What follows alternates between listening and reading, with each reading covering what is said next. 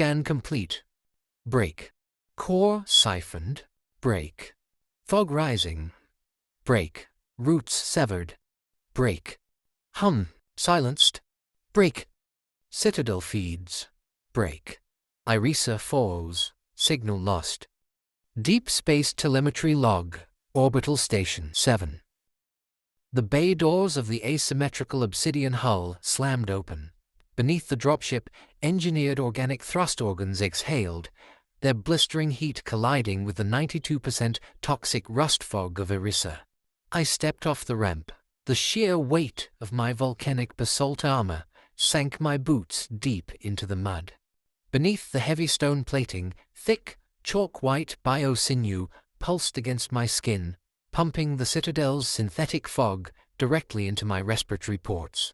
The chemical iced my veins, freezing my heart rate into a slow, perfect mechanical rhythm.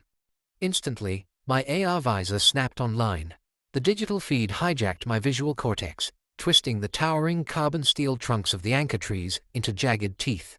In the deep brush, heat signatures flickered. Through my visor they were feral, snarling monsters. Execute the anomaly. The overseer's mechanical voice crackled in my ear. I gripped my hypersonic obsidian blade, felt the lethal vibration travel up my armored arm, and marched into the slaughter. Chapter 1. The Weight of Stone. The Vanguard squad moved in perfect, mechanical unison, their heavy basalt boots crushing the bioluminescent moss beneath the thick, sepia haze. Nebulus marched at the front, a hulking silhouette of volcanic stone and lethal intent. On his HUD, the digital threat scanners painted the dense ironwood forest as completely empty, but beneath the thick collar of his armor, something irrational twitched. A buried instinct, a low, rhythmic vibration in the canopy that the Citadel's multi-million credit sensors couldn't read. He raised a heavy, armored fist, halting his squad. Without a word, he broke formation, pushing his massive frame through the thick vines toward the eastern ridge alone. He didn't hear the drop. He only felt the air shift. A shadow tore through the heavy fog with blinding, impossible speed. Before Nebulus could raise his rifle, a blunt kinetic force slammed into his chestplate, hitting with the density of a meteor. The sheer momentum sent his hulking, gravity-hardened armor crashing backward into the mud. The anomaly didn't roar. It didn't fight, like the feral beasts the Citadel had programmed him to expect. It moved with fluid, lethal grace, wielding a crystalline spear that hummed with a sickening multicolored acoustic frequency. Nebulus's combat protocols took over. He caught the next spear thrust with his gauntlet, the bio-sinew in his suit whining as he forced his massive weight upward. With a brutal surge of strength, he slammed the anomaly to the forest floor, pinning it under his knee. Target acquired, he drew his vibrating blade, but as he brought the weapon down, the anomaly raised a hand and pressed her palm flat against his chestplate. A deep, resonant shockwave blasted through the volcanic stone. Inside his grafted helmet, the world stuttered. The AR feed shrieked in a burst of digital static. The chemical fog feed choked. The snarling, sepia-toned monster beneath him vanished. Suddenly, Nebulus was staring down at a face with smooth terracotta-red skin, terrified but fiercely observant eyes, and the distinct, noseless native profile of her people. A striking, ink-black tribal mark rested across her cheek. The absolute, uncorrupted reality of her flooded his vision. Beneath the fully enclosed, faceless basalt dome, his breathing stopped. The mandatory, indoctrinated citadel scowl he had worn for decades faltered in the dark, softening into a completely natural expression of pure shock that no one else could see. And then, a ghost signal violently fractured his consciousness. It wasn't a tactical stream. It was a chaotic visual overlay, a flash of a rust-colored sky, a burning horizon, and an older native woman turning her back to walk into the smoke. The image felt entirely foreign, yet it locked into his neural pathways with an agonizing, phantom familiarity. The obsidian blade stopped an inch from the anomaly's throat. Nebulus couldn't breathe. Deep in the core of his brain, an organic structure he didn't even know he possessed had just woken up. He was completely paralyzed. Out of the dense brush, a second shadow exploded. There was no battle cry, only the deafening, bone-rattling crack of kinetic force. A massive biolithic hammer axe slammed into the side of Nebulus's armor.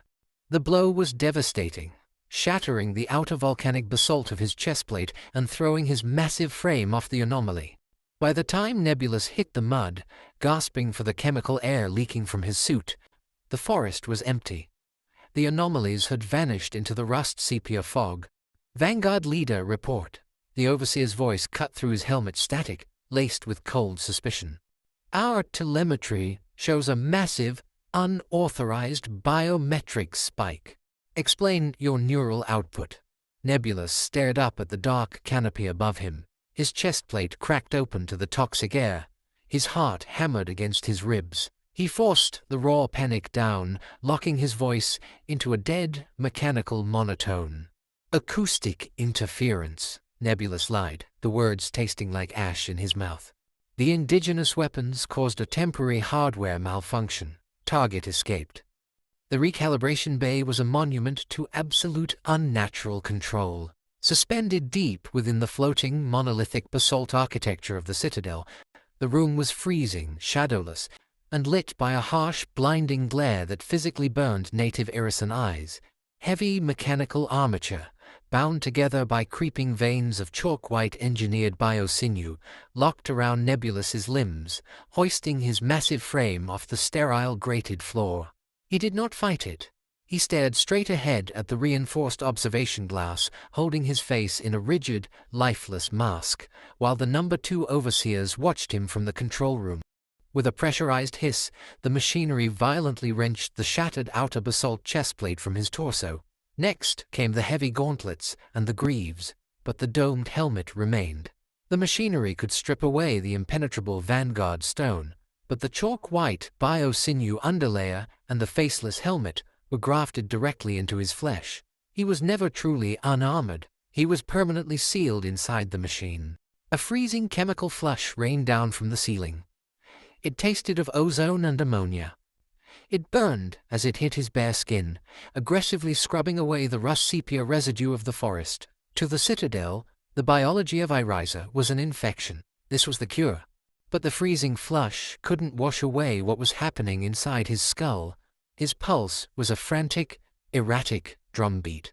The phantom image of the woman in the rust-colored sky kept flashing behind his eyes, like an invasive transmission. A diagnostic construct, uncoiled from the high, geometric ceiling. A pale, multi-jointed appendage of chalk-white biosinew. A sterile, calcified extraction needle extended from its fleshy tip toward the biosynthetic neural port grafted into the base of his neck. Data sync initiating, the automated room announced. Nebulus knew exactly what the overseers were looking for. If the machine registered his spiking adrenaline and the chaotic firing of his synapses, he would be labeled a defective unit. He would be decommissioned. He closed his eyes and forced his rebellious biology into submission. He slowed his breathing, drawing the freezing, chemically scrubbed air deep into his lungs. He willed the heat out of his blood, actively flatlining his own humanity until he was nothing more than the cold stone they expected him to be. The construct plunged the needle into his spine. A cold, metallic pressure flooded his brain as the citadel's pulsing teal bioenergy grid aggressively scoured his neural pathways, hunting for the anomaly that had caused his biometric spike in the forest. In the dead center of his internal interface, completely isolated from the overseer's external monitors, a single line of digital text flared to life in the dark. Warning: corrupted, memory file detected. The words hung there, damning and impossible. The Citadel had always told the Vanguard they were blank slates, perfectly engineered weapons, devoid of a past. They had lied. Before the Overseer's diagnostic sweep could reach the encrypted anomaly, Nebulus focused on the flashing red text and forcefully triggered a manual cognitive override. File deleted. The fleshy appendage extracted its needle with a sickening squelch and retreated upward into the ceiling. On the observation glass, a solid green light illuminated. A clean diagnostic. The number 2 overseers nodded. turning their backs on the glass, entirely satisfied with their perfect machine.